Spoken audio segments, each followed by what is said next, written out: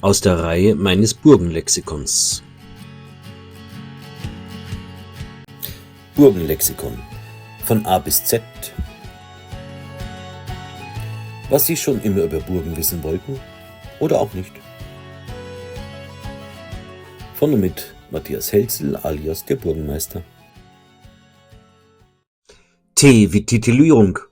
Wie sprach man Kaiser, Herzog, Graf und Co. an? Guten Tag, Herr Kaiser, Eure Durchleucht, Euer Ehren, Euer Mächtigkeit oder wie auch immer. Ach, ich weiß gar nicht, was ich sagen soll. Rang, Titel, Reichsunmittelbarkeit. Macht hatte viele Namen. Im Mittelalter und in der frühen Neuzeit entschied der Adelstitel nicht nur über Anrede und Rang, sondern auch über politische Macht. Besonders wichtig war dabei die Frage, stand man direkt unter dem Kaiser oder unter einem anderen Herrscher? Und natürlich, wie soll ich euch anreden? Hochadel oder Niederadel? Der entscheidende Unterschied. Der entscheidende Unterschied zwischen Hochadel und Niederadel lag nicht allein im Titel, sondern vor allem in der politischen Stellung. Zum Hochadel erzählten jene Adelsfamilien, die reichsunmittelbar waren, also direkt dem Kaiser unterstanden und eigene Territorium beherrschten. Diese Herrschaften konnten zwar klein sein, besaßen aber landesherrliche Rechte wie Gerichtsbarkeit, Steuererhebung und Militärhoheit. Hochadlige Familien, etwa Reichsfürsten oder Reichsgrafen, nahmen zudem Einfluss auf die Reichspolitik, etwa durch Sitze und Stimmen im Reichstag. Hier sehen wir den Reichstag zu Worms 1521, bei dem Luther vorspricht. Im Hintergrund die reichstagsfähigen Adligen und links die Geistlichen sozusagen, die auch reichstagsfähig waren, und natürlich den Kaiser auf dem Thron. Allerdings ist dieses Bild nicht aus dem 16. Jahrhundert, sondern aus dem 19. Jahrhundert. Der Niederadel hingegen stand nicht unmittelbar unter dem Kaiser, sondern war in der Regel Lehnsnehmer von Fürsten, Herzögen oder geistlichen Herren. Dazu zählten Ritter, Edle, Freiherren und viele Grafen ohne Reichsunmittelbarkeit.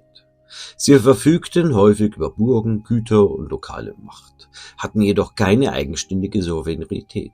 Entscheidend war also weniger der Rangtitel als die Frage, wem man unterstand. Denn Reichsunmittelbarkeit bedeutete Macht, Niederadel dagegen Abhängigkeit. Links sehen wir die reichsunmittelbare Residenz sozusagen und rechts die lehnsabhängige Burg, über der natürlich ein Lehnsherr stand. Eine besondere Stellung nahm im Alten Reich der sogenannte Reichsedel ein. Nicht jeder Reichsadlige gehörte automatisch dem Hochadel an, auch wenn er direkt dem Kaiser unterstand.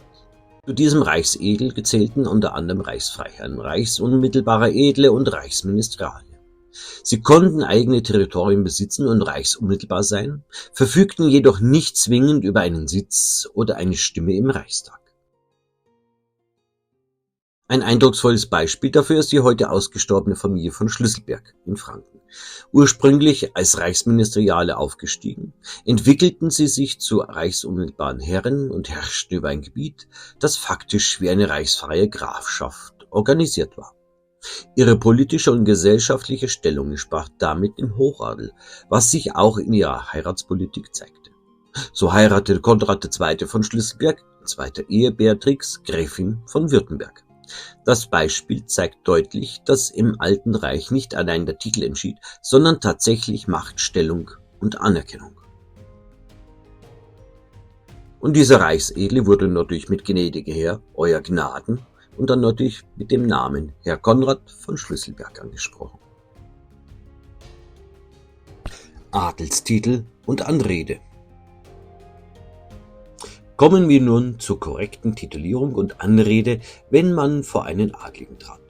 Je nach Rang galten dabei sehr unterschiedliche Regeln, vom Kaiser bis zum Ritter, die sich gut an konkrete Adelsgeschlechter wie etwa dem Haus Hohenzollern veranschaulichen lassen.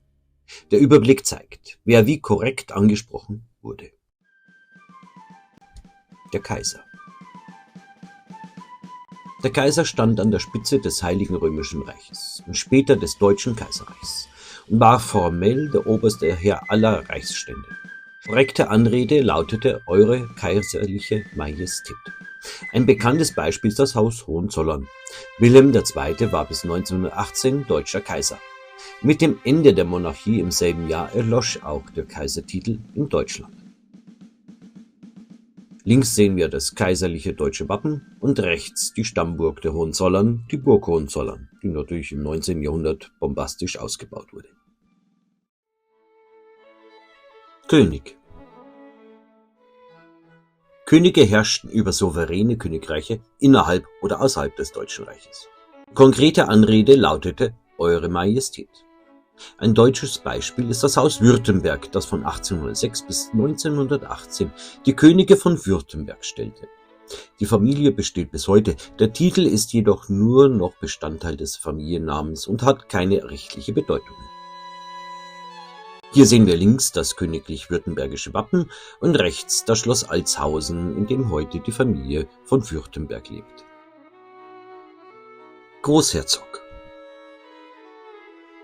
Der Großherzogentitel entstand vor allem im 19. Jahrhundert als Rangaufwertung größerer Fürstentümer.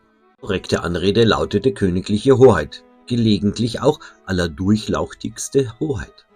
Ein deutsches Beispiel ist das Haus Baden, das seit 1806 die Großherzöge von Baden stellte. Mit dem Ende der Monarchie 1918 verlor auch dieser Titel seine herrschende Bedeutung. Links sehen wir das Wappen der Großherzöge von Baden und rechts Schloss Salem, das nach wie vor Wohnsitz der Familie von Baden ist. Der Kurfürst. Kurfürsten waren die wahlberechtigten Fürsten des Kaisers im Heiligen Römischen Reich. Die korrekte Anrede lautete königliche Hoheit. Der Kurfürstentitel bezog sich nicht auf ein bestimmtes Territorium, sondern auf ein Reichsamt, nämlich das Recht, den römisch-deutschen König und späteren Kaiser zu wählen. Ein bekanntes Beispiel ist das Haus Wettin, das ab 1423 die Kurfürsten von Sachsen stellte. Mit der Auflösung des Heiligen Römischen Reiches im Jahr 1806 erlosch auch der Kurfürstentitel. Links sehen wir das Wappen der Kurfürsten von Sachsen und rechts das Schloss Callenberg bei Coburg, das im Prinzip Familiensitz der Nachfahren bzw. eine Nebenlinie der Kurfürsten von Sachsen ist. Der Herzog. Herzöge standen im Rang unter Königen, gehörten jedoch häufig zu den mächtigsten Landesherren im Reich. Je nach Stellung unterschied sich auch die Anrede. Regierende Herzöge wurden mit königliche Hoheit angesprochen, während militarisierte Herzöge die Anrede durchlaucht führten. Ein Beispiel ist das Haus Urach, eine Nebenlinie des Hauses Württemberg, das den herzoglichen Titel führte, ohne selbst ein Königshaus zu sein. Die Familie besteht bis heute. Der Herzogstitel hat jedoch nur noch namensrechtliche Bedeutung. Links sehen wir das Wappen der Herzöge von Urach und rechts den Familiensitz Schloss Liechtenstein auf der Schwäbischen Alb der Herzöge von Urach. Landgraf. Der Landgraf war ein typisch deutscher Fürstentitel und im Rang den Herzögen gleichgestellt. Die Anrede lautete je nach Stellung Hoheit oder Durchlaucht. Ein bekanntes Beispiel ist das Haus Hessen, das seit dem Mittelalter Landgrafen stellte. Heute besteht die Familie weiterhin, der frühe Titel lebt nur noch als bedeutender Bestandteil des Familiennamens Prinz und Landgraf von Hessen fort. Links sehen wir das Wappen der Landgrafen von Hessen und rechts das Schloss Fasenerie bei Fulda, das nach wie vor im Besitz der Familie der Landgrafen von Hessen ist. Der Pfalzgraf. Der Pfalzgraf bei Rhein war ein bedeutender Reichsfürst und nahm wichtige Reichsämter wahr, unter anderem das Amt des Reichsvikars bei Thronvakanz. Die Anrede lautete je nach Stellung königliche Hoheit oder Durchlaucht. Ein bekanntes Beispiel ist das Haus Wittelsbach, das über Jahrhunderte die Pfalzgrafen bei Rhein stellte. Nach der Auflösung des Heiligen Römischen Reiches im Jahr 1806 verlor der Pfalzgrafentitel seine herrscherliche Funktion. Links sehen wir das Wappen der Pfalzgrafen bei Rhein und rechts das Schloss Leutstetten am Starnberger See, nach wie vor einer der Wohnsitze der Familie von Wittelsbach, auch der späteren Könige von Bayern. Markgraf. Markgrafen waren ursprünglich Grenzherrscher des Reiches und verfügten häufig über erhebliche militärische Macht. Die Anrede lautete je nach Stellung Durchlaucht oder Erlaucht. Ein bedeutendes Beispiel ist das Haus Hohenzollern wieder, das als Markgrafen von Brandenburg aufstieg. Aus diesem Markgrafentum entwickelte sich später das Königreich Preußen, aus dem schließlich auch die deutschen Kaiser hervorgingen. Links sehen wir das markgräfliche Wappen zu Brandenburg, Bayreuth, Ansbach. Und rechts eine der Residenzen der Markgrafen von Bayreuth, das Neue Schloss in Bayreuth. Der Fürst. Fürsten konnten entweder souverän über ein eigenes Territorium herrschen oder den Titel als persönliche Auszeichnung ohne eigene Landesherrschaft führen. Die Anrede lautete Durchlaucht, bei regierenden Fürsten auch Hoheit. Ein bekanntes Beispiel ist das Haus Thurn und Taxis, das im Jahr 1695 in den Reichsfürstenstand erhoben wurde. Grund dafür war die zentrale Rolle der Familie im kaiserlichen Postwesen, das sie über Generationen als Reichspostmeister betrieben und damit eine wichtige staatliche Funktion erfüllten. Die Familie bespielt bis heute fort. Links sehen wir das fürstliche Wappen der Familie Thurn und Taxis und rechts die Residenz zu Regensburg, Schloss St. Emmeran. Der Graf. Grafen konnten entweder reichsunmittelbar sein oder dem Niederadel angehören und damit ohne eigene staatliche Souveränität bleiben. Entsprechend unterschied sich auch die Anrede. Reichsgrafen wurden mit Eure Erlaucht angesprochen, während für andere Grafen die Anrede Hochgeboren üblich war. Ein Beispiel sind die Reichsgrafen von Kesselstadt, ein altes rheinisches Adelsgeschlecht, das bereits im 12. Jahrhundert urkundlich nachweisbar ist. Die Familie wurde 1776 in den Reichsgrafenstand erhoben und gehört damit formell zum Hochadel. Heute besteht die Familie weiterhin. Links sehen wir das Wappen der Grafen von Kesselstadt und rechts den Stammsitz, das Schloss Föhren in Rheinland-Pfalz. Freiherr oder Baron. Freiherren gehörten überwiegend dem niederen Adel an, konnten jedoch in Einzelfällen auch reichsunmittelbar sein, dann Reichsfreiherren. Die gebräuchliche Anrede lautete Hochwohlgeboren.